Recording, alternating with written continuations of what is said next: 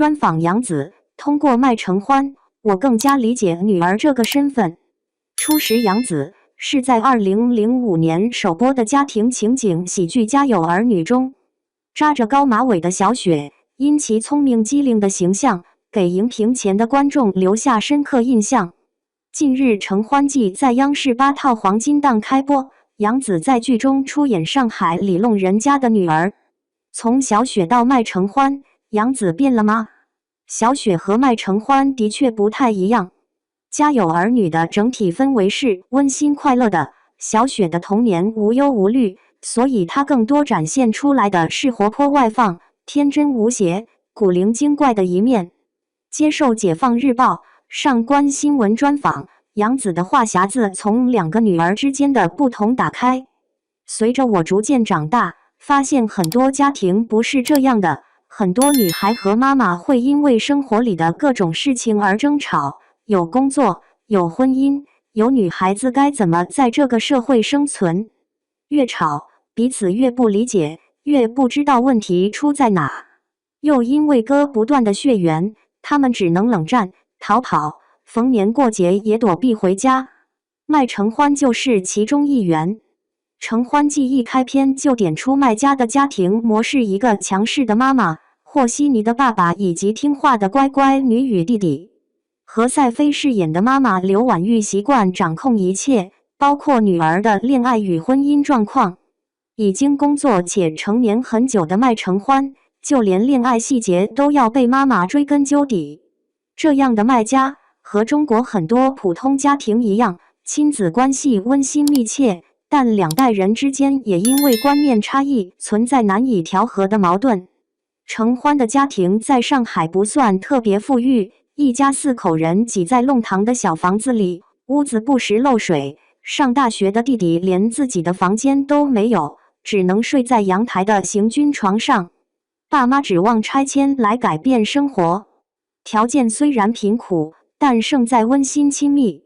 杨紫说，在这样的家庭环境中，刘婉玉就是典型的中国式妈妈，早年为留在上海嫁给弄堂里的爸爸，但其实对捉襟见肘的生活条件是不满意的。在长久的家庭生活里，爸爸的性格比较软，这让妈妈养成了嘴硬心软、强势、包办一切的性格。她希望女儿不要像自己一样，可以嫁得更好，少受一些苦。这是杨紫第3次与何赛飞合作。得知何赛飞老师演妈妈，我蛮兴奋的。她对待工作很认真，有很多生活经验。她的许多现场处理可以让母女感情呈现得更加细腻和真实。杨紫说，生活里何赛飞也是一个有趣的人，会和我们一起聊天，讲些小笑话，也会推荐一些他常用又很实用的好物。就在这样的相处里，我们变得像真的母女一样，这给了我越来越多共创灵感。即将30岁的麦承欢，一面仍然是父母眼中没有长大的掌上明珠，就连加班回来，父亲都要去弄堂口接；另一面也面临父母的催婚压力，尤其是与男友辛嘉亮之间悬殊的经济条件差异，埋下双方家庭间的矛盾与冲突。剧中的麦承欢如何完成自我成长，是留给杨紫最大的考验，就像承欢这个名字所暗示的人物命运一样。他被父母取名承欢，寄希望承欢膝下人生的前29年完全长成了父母期许的样子。直到30岁，他才开始重新理解这个名字，学习如何承欢自己，取悦自己。杨紫表示，最初拿到剧本时，麦承欢自爱的一面打动了自己。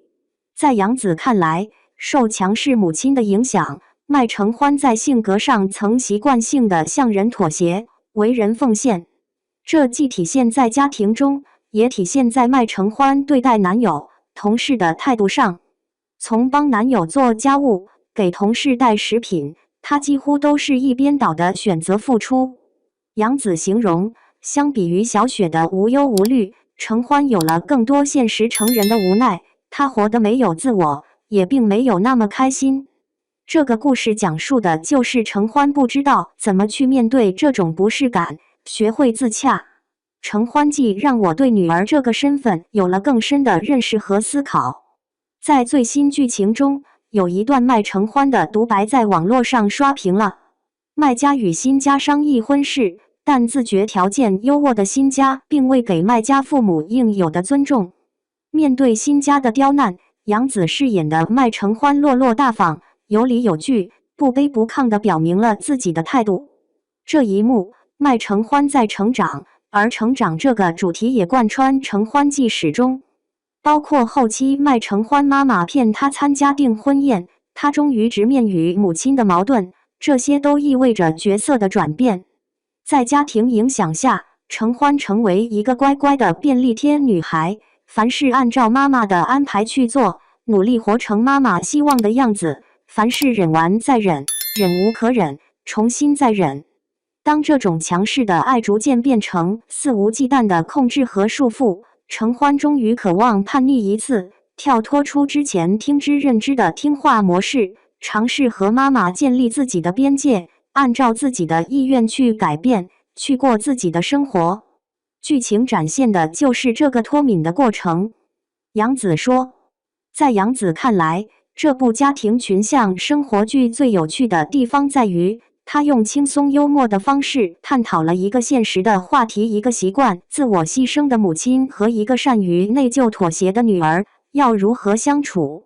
我会好奇承欢处于这样一种中国式母女关系里，他会选择用什么样的方式反抗，去冲破这种强势的爱，又如何找到和母亲相处的平衡点，完成自我成长。承欢记大部分戏取景上海、外滩、黄浦江、老洋房、弄堂、双层巴士等都是上海观众熟悉的景象。这次拍摄也让出生在北京的杨紫更熟悉了上海的里弄生活。为贴近角色，她特意去观察上海里弄的邻里氛围、生活气息，也跟着上海的前辈们学习沪语，模仿上海人说话的语气、语调。大家还会教我很多本土化的细节，比如剧里用叠词的方式喊爸爸妈妈，这些经历都是很新鲜的。对杨紫而言，整个拍摄过程中，印象最深的不是戏份吃重的重场戏，反而是一场相对平淡的家庭戏。剧情是承欢在听爸妈说话，家人间的谈话也很平常、快乐，按照剧情发展听完就可以离开了。可是那一刻，我发现自己走不动了，莫名想哭，似乎对人性有了更复杂的认识。随着人的成长，酸涩和无奈会越来越多，但又因为肩上承担的责任越来越重，没办法轻易宣泄自己的情绪。他说，这种感受是很珍贵的，我牢牢地记住了这种感觉，希望可以用它进一步丰富表演上的层次。